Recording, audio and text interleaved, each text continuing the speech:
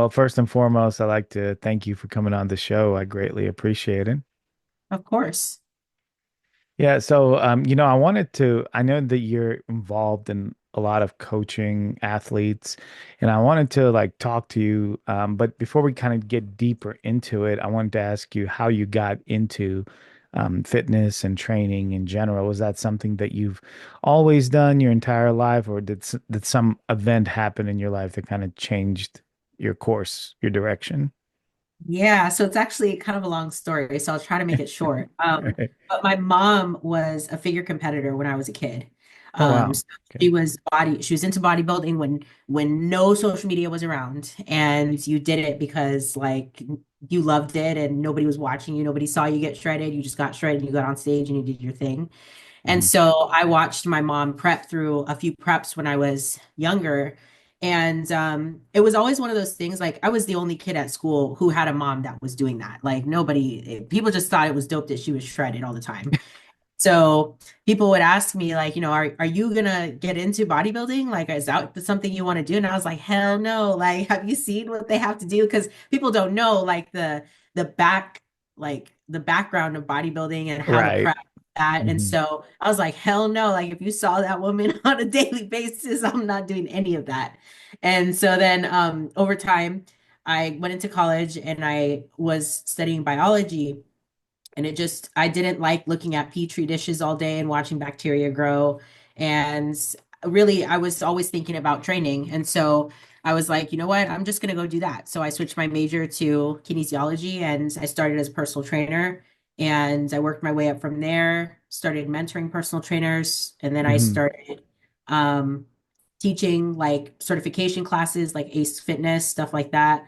And then I got into my own online coaching space, and then that's how I got here. So, Wow, that's you definitely shortened it up pretty well. That's pretty but yeah, that's interesting to have a mom that was a figure competitor because I don't think I've ever had anybody, maybe a couple of people, but I've had quite a few shows, and it's definitely a minority to have like a parent that's competitive. Some people had parents that were into working out or like athletes in some way, but not competitive bodybuilders. So how was that like day in, day out for you? You got to see your mom like the training, the nutrition aspect of it? yeah. So back then they did a lot of two-a-days, like you go in for Mhm. cardio, you trained, and then you went in at night and you did your cardio and you trained. So it was like really, really intense. And I'm not saying it's not intense now, but we know a lot more now. We don't need to do Right. things like that in prep. And so she was at the gym, she would wake up like 4 o'clock in the morning, go to the gym before we woke up, got back, got us ready for school. She went to work, or if we were on summer vacation, we'd be at home. And what she would do while we were at home, if we, during summer vacation, she would like have us, she would just tell us to like take, hey, can you take my chicken out the Mhm. freezer, to defrost, or like, can you put this in the oven at 5 p.m. at 4:50 or whatever? We'd be like, okay, we thought we were just helping her, but we were helping her prep. And Yeah. so that I did see it. I didn't know what we were doing, but Uh-huh. like saw her grinds for sure. I saw when she got really small. And I was always like, oh my God, mom, you're getting really small this time, like because things are like you're swimming in your clothes and stuff. That's fine. And yeah, so yeah, we would see it and we would help, but we didn't know we were helping. Did it affect your eating when would see her like in prep and do the chicken and the rice as a child? Did you eat similarly, like very clean, or did not affect you at all? No, my mom let us eat whatever we wanted. In Hmm. fact, this was before YouTube as well. So like Hmm. you could go on YouTube and watch someone eat if you were hungry. Right. Like, she would literally like get us like sweets and stuff and be like, I want you to eat it because I can't eat it. Like stuff like that. Yeah. But it never impacted my relationship with food.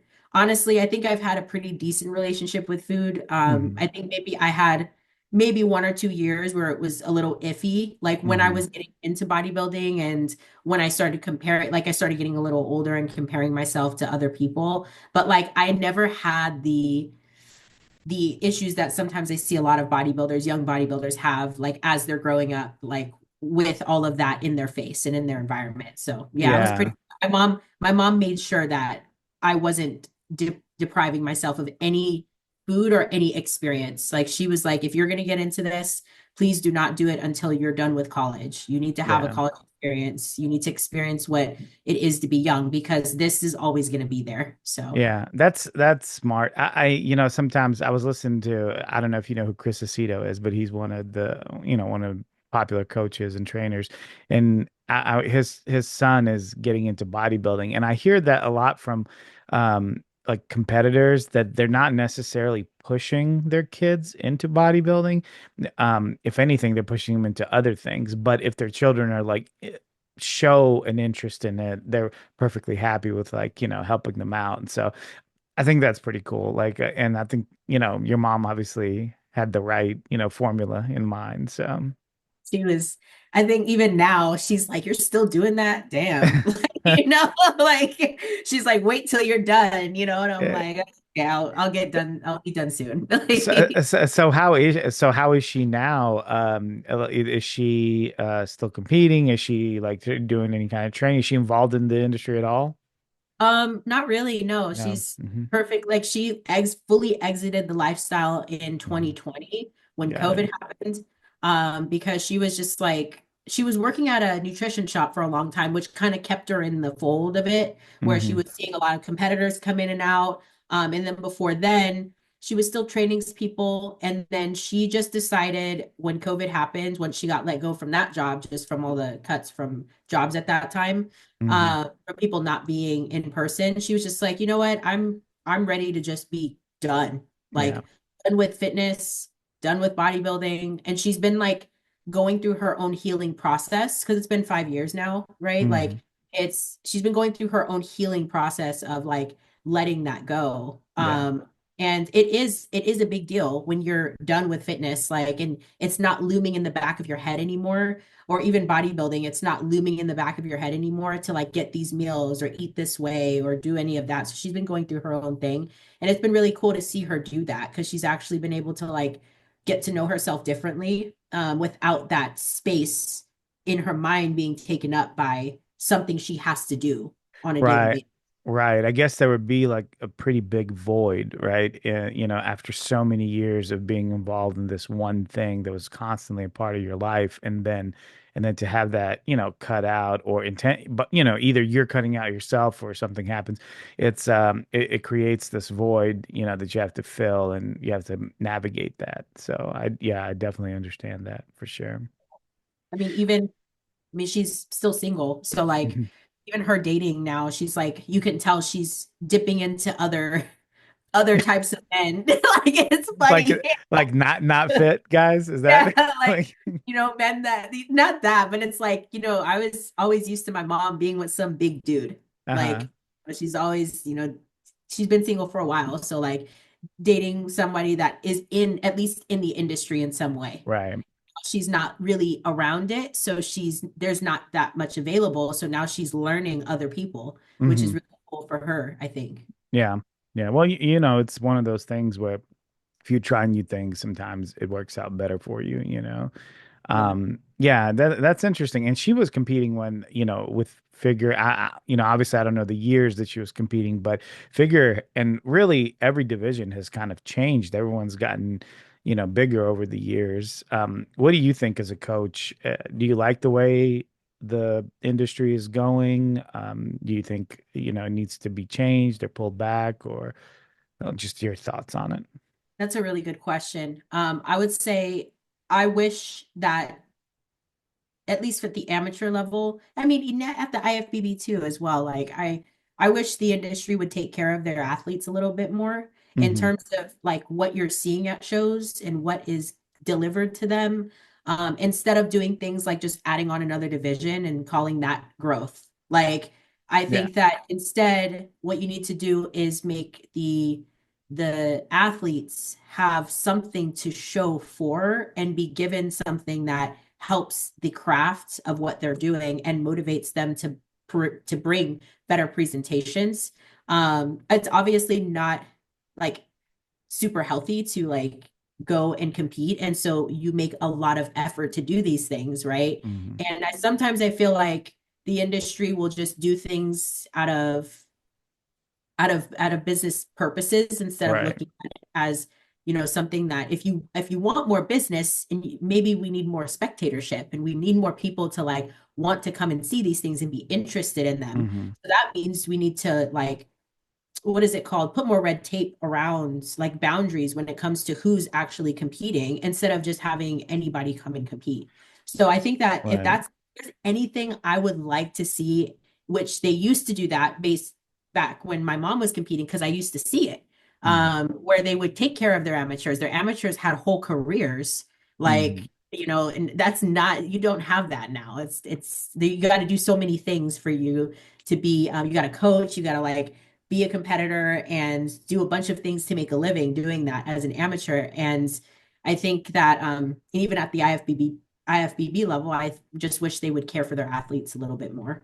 Yeah, I think that first part you covered a couple of points there. That first point that you made about I assume I understood you correctly, where instead of just letting a division run wild and then just creating a more aesthetic division, instead of doing that, kind of limiting or rewarding the people that come in with that with the criteria that you want.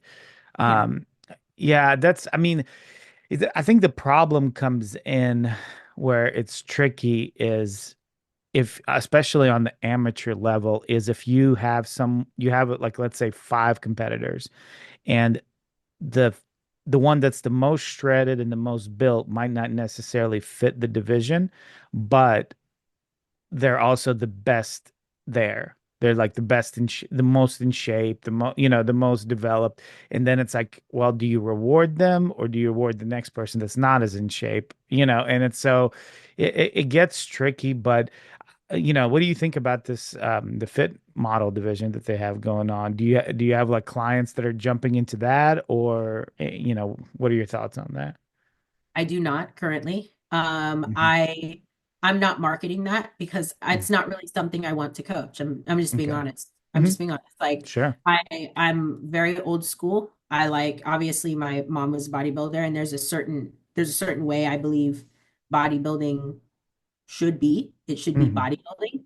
And it's not that I don't support the NPC and IFBB for doing that.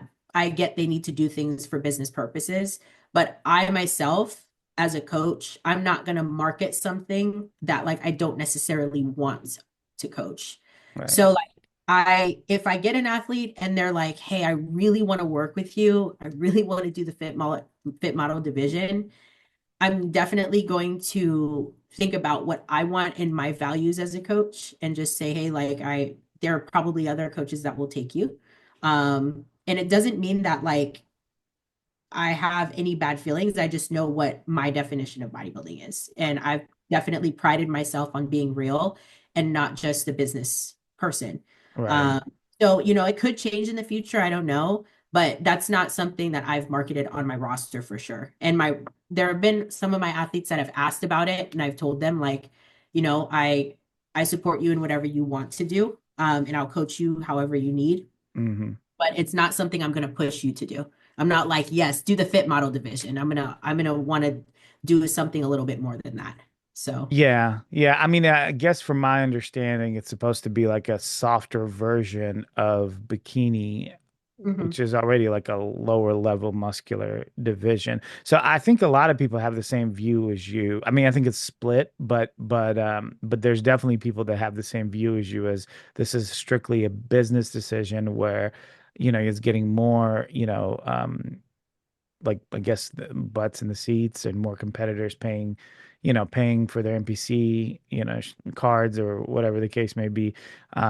Yeah, it's interesting because I wonder where it's gonna go. Is it gonna stay soft like this, or is it gonna change? Because a lot of these divisions start off one way and end up another way. I mean, you look at women's physique, you have Dalen Bailey winning the first Olympia champ, and then now look at, women's physique. It's totally different.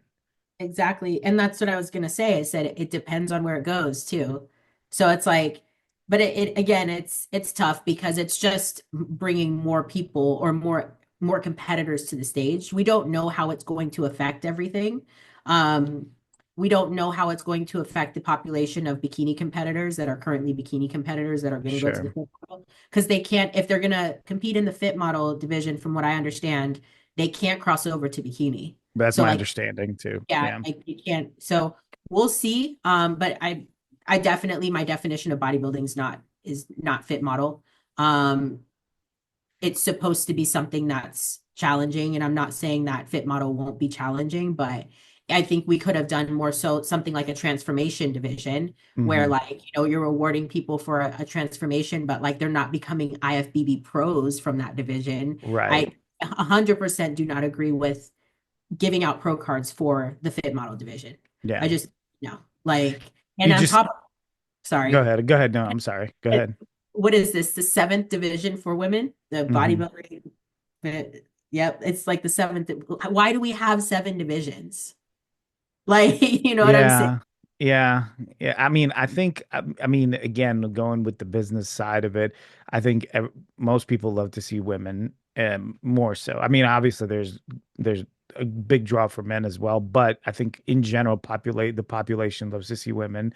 And I think they're developing the women's, divisions like this because they know that there'll be more people coming to see them. I don't know. I mean, that's just my guess. I could be mistaken, but We'll see. We'll see how it goes. But yeah, we have seven women's divisions and then three men's. right. Like, just says, it's just, come on, man. Yeah. Like, Yeah. just stop. Instead of adding on, fit model, it could have been we're adding on a transformation division and then really refining the criteria for the current divisions. Like, I would have loved to see that because then, from my perspective, that's looking at quality and Mhm. looking at that piece of where the judges are giving their feedback and they're actually looking at the criteria and they're funneling that. Like, I Yeah. would have liked to see that because again, like that's an upgrade to quality, not an upgrade to quantity. Right. So that's just my 2 cents. Yeah, that makes, I mean, you definitely have your opinion, and then you have, you have the ability to back it up with your words. So you definitely are making sense for sure. I'm just, I guess we'll see how it goes. But did you feel that way when wellness came around as well, or did you feel differently about wellness? That's a good question. Okay, so when wellness came on, I wasn't completely clear on what I was looking at. I Hmm. remember just being like, huh, like, because when they first came on, it was a lot of, and they still even, I feel like competitors still get this confused now. It's Hmm. like an out of shape bikini because you think you're bigger than what you actually are. And so at first, it kind of felt like that. But as it developed, I was like, wow. And it honestly developed rather quickly. Like Hmm. rather quickly, when I saw the pros that were going on for wellness, I that first year I was like, wow, that's beautiful. Yeah. Like, and so I think that I didn't have like a negative feeling toward it because Hmm. I didn't feel like the criteria was a bikini light. I felt Right. like it was a step up and it was meant to. And especially if you were looking at the wellness division at that time in different countries, it just wasn't in the US at the Right. time. Right. Right. So if Yeah. you looked at those girls, they worked hard. They had a lot of muscle. So I wasn't sitting there like hating on it. I was like, I Mhm. mean, we'll see where it goes. But I think that in this case, it's a little bit different because they're asking for something quite different than what they're asking for in other divisions. Right. Yeah. No, true, because in wellness when they put Fran as the Olympia champ and now Issa, I think those are the standards, and if you look at them, they're definitely well developed. I mean, no one will ever say that they're not, and no one will ever say that they're just like a fluffier bikini competitor because that's not true at all. So, um yeah, I think they definitely did a good job with that division. I think it's becoming like one of the most popular, if not the most popular one around now. So for sure. Do you only coach women or do you coach men as well? I coach men as well. I have quite a few men actually. So I asked that question already knowing the answer, but I looked at some of the male transformations that you had of some of your competitors, and they're pretty incredible. Like, what is your and I'll put these pictures up when the episode goes up, but what is your philosophy as far as training men? Do you approach it differently than when you deal with women? Is it, I don't know if that question makes sense, but Yeah, no, it makes total sense. Their psyche is a little different. And so when they come to me, even though they're coming to me because they see that I have results, like I've Mhm, given results, I put it out there, and they know that I know how to coach them. So they're like, okay, like this girl's cool. Maybe they don't want to work with a male. Maybe they mhm, have trouble working with men and having, you know, they have issues with being told what to do by them. Who mhm, knows? But when they get to me, sometimes I think they expect a little bit of a softer like touch. And I'm not saying that I can't be. I think that in some containers I can, but definitely when I start working with men, I like to make sure that they know like exactly, like I'm very exact with them. mhm, So for example, like I don't do ranges. Like I will be exact with what I want mhm, so that they know that the demeanor they're getting from me is knows what she wants and she knows that what she wants from you. And mhm, so it's when you're coaching men, like it's not that different, but I can feel myself in my coaching space when I'm speaking to them making sure that they're able to follow directions from a woman, mhm, especially in a male-dominated coaching space. And mhm. it's really difficult for women to coach men, I think, or at least men be attracted to being coached by a woman Right. rather, when they don't have the voice of somebody that a male will listen to in that space. Like Mhm. you might listen to your mom, but she's in a different space than this. Right. Like, you know what I'm saying? And so I think that me being aware of that really just gets the ball rolling. And I think also making sure that I'm making it easy for them. Like all you got to do is make this happen. Nothing else. And as long as it's cut and dry like that, I feel like it helps just the friendship that ends up happening because there's respect there. I always make sure that there's respect there first. So, Sure. Sure. Yeah, that's interesting because it's like with I imagine I never had a female coach, but I imagine that if you're approaching a woman to coach you, the problem you would have is thinking in the back of your mind, well, what could she impart to me as we're completely different in every way. We don't grow necessarily the same way or to the same size. Like what could she have shown me? But I think you're right. I think it's because coaching is such a mental game more than anything. It's like if you can lay down the groundwork and then that will like facilitate success. And yeah. yeah. What has been difficult for me to learn over the years, not as much anymore, but I've had mentorships where I've been like, okay, like I have these men that I'm coaching and I Mhm. can't relate to them. Like I don't they don't eat 140 grams of protein like I do. Right. They're going to eat like some of them are going to eat upwards of 300 grams, Yeah. 400 grams. You know what I'm saying? And like it's hard for me to put myself in that space Hmm. because I don't know exactly how much they're eating. They need to eat because I don't do that. Yeah. So like I've had mentorships over the years so I can understand that for men, Hmm. their physiology, but their psychology is something I've just kind of like really naturally understood, which is why I attract them, I think, Hmm. is because I understand that so well. But yes, that part of like relatability and programming and stuff, I've definitely had to make a lot of efforts there, like watching a lot of YouTube, watching a lot of big guys eat. So I understand how much these guys need to eat, Hmm. especially when they're running gear and stuff. Like, what does that look and feel like to them? What does it look Right. and feel like at the height of their off season? They're trying to get food in and they can't fucking move. Like, Yeah.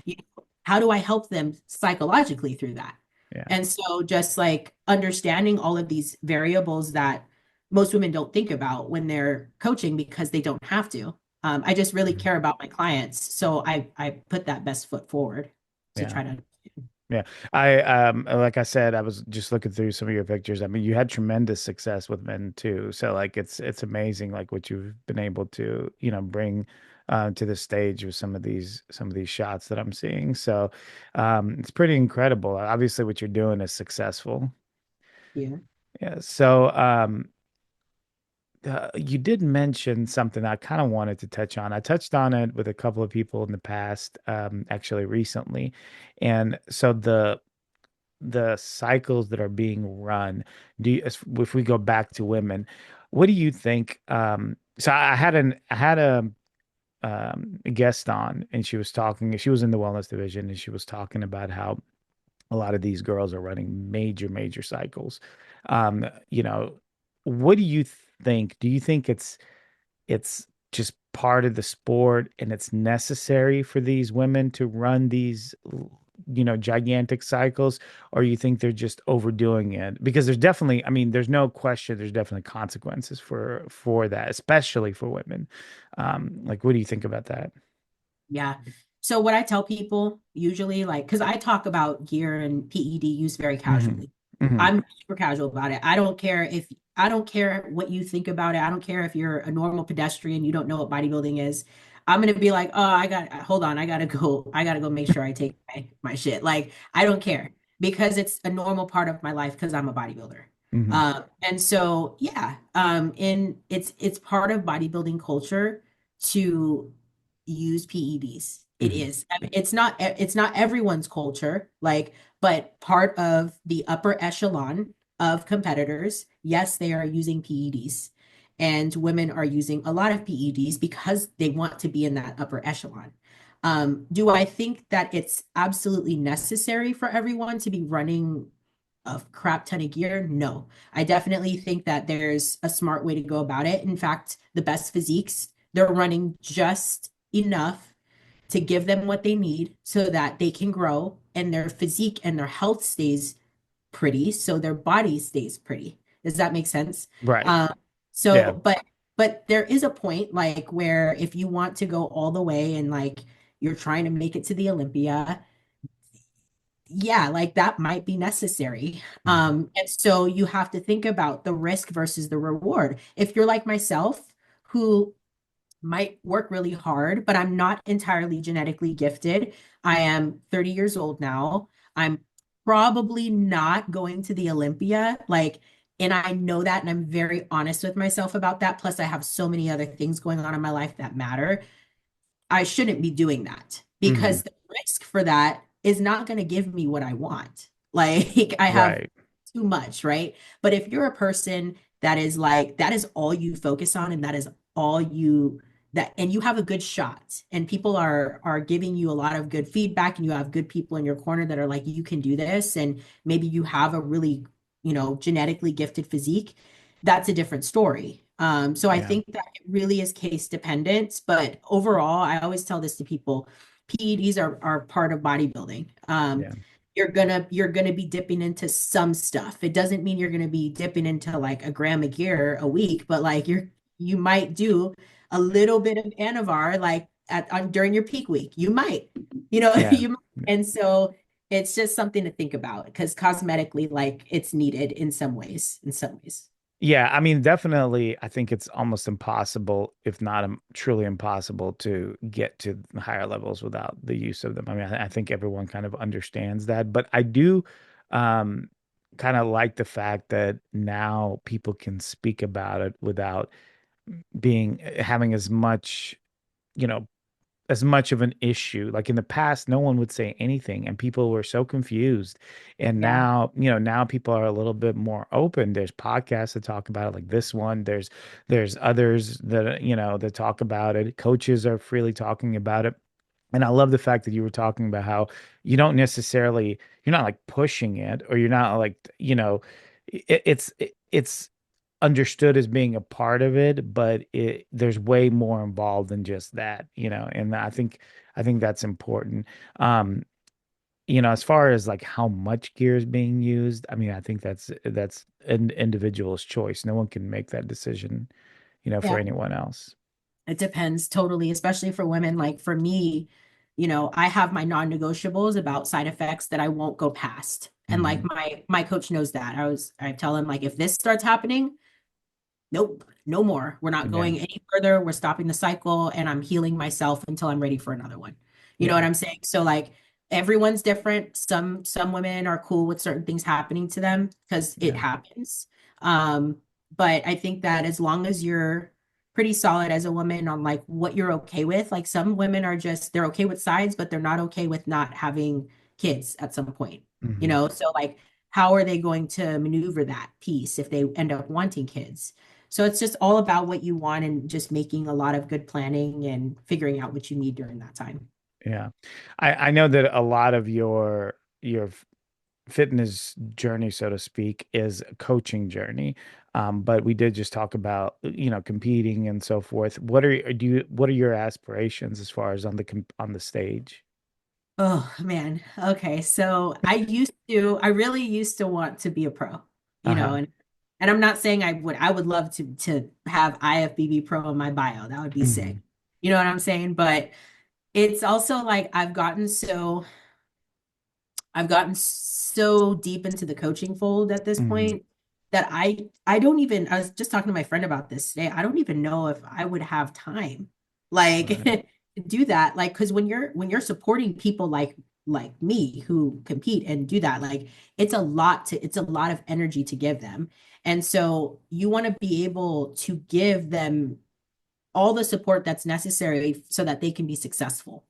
And so now my main goal is to continue to indulge in the lifestyle because I enjoy the lifestyle um, within brackets that are safe for me so that I can help my clients and athletes. So I compete now, one, to be this is a little personal, like, but like to be closer to God.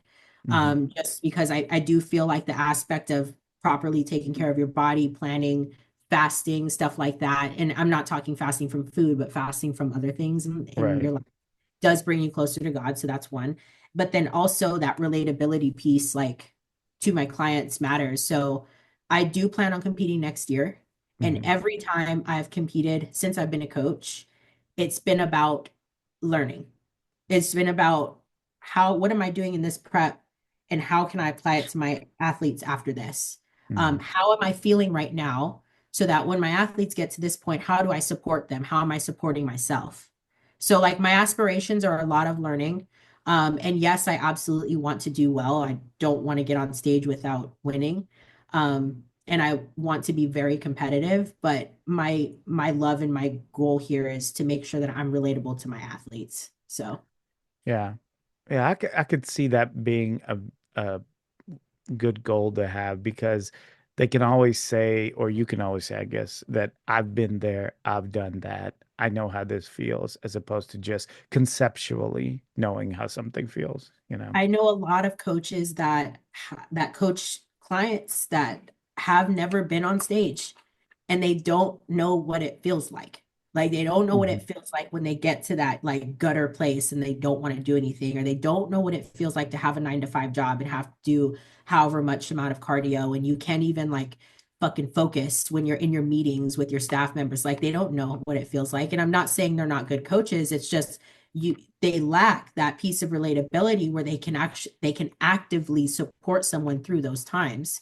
And so Yeah. I really care about that. Like I care about relatability a lot. That's why I was talking about my males earlier and how I have hired people to help me understand how they feel so that I can coach them through whatever they're going through. Hmm. And so I just I bodybuild a lot because it's all I know in a way, because it's been part of my life for so long, but then also I do love it. Hmm. And I don't, there's not a thought in my mind that's like, when are you going to stop? Right. Um, so we'll see where it goes. Like I just work my hardest is every single day. So I hit my meals every day. I train when I need to. I train to failure and I grow. And Yeah. that's all I care about the process. Yeah. I think it's just a part becomes a part of your identity at a certain point. Like in my case, I'm not stepping on stage anymore or anything, but I still eat the same way. I still train hard like I am. So it just becomes a part of who you are. Not everything that you are, but a part of it for sure. you know. Mhm. Um, what division are you competing in, or have you competed in? So I've competed in bikini, I've competed in figure, and I actually did women's bodybuilding my last competitive season, which was a wonderful experience. Yeah. I mean, I was really, really small, but and I competed in both women's bodybuilding and figure. But what I wanted again was the experience of understanding how to create a routine and how to pose and how to support someone through not just dieting, but also that aspect of a full presentation. And Hmm. so I did that, and that was honestly my favorite prep ever. Um, and right now, I'm actually transitioning into wellness. So I'm now training for wellness, and we'll see where that goes. And by far, wellness is my favorite look like that Hmm. I've ever had. I trained for figure for 4 years, and I mean, I'm still a small woman, and still the off season got really uncomfortable for me up top. And so it wasn't that like I wouldn't have wanted that now. It's just I think I started maturing a different way and I wanted to express myself a little bit more feminine. So I just went to the wellness route. And so Yeah. I've been working on my lower body. I don't really touch my upper body like that as much because of my experience in figure. So Yeah, I was looking through your page earlier, and I was like, I was looking, I was like, okay, side tricep pose, and then I'm like, I love well, posing. wellness pose. I'm like, Yeah. what's going on here? Are But you okay. confused? Okay. Yeah, no, like I love posing. So like I'm pretty close to I'm sure you're familiar with Melvin Anthony. Hmm. Yeah. And so Melvin actually taught me how to pose. He's a really good long time friend of my family. Okay. And that's where I got all that from. And so I started bodybuilding doing things like that. Right. So, Beautiful. and I think most women don't like they don't know the history of bodybuilding. They can't even tell you like the first person that won the Olympia. You know what I'm saying? Right. Like, so I think I wish people would look at the history and understand it a little bit more to see how and why it is where it is now. Yeah.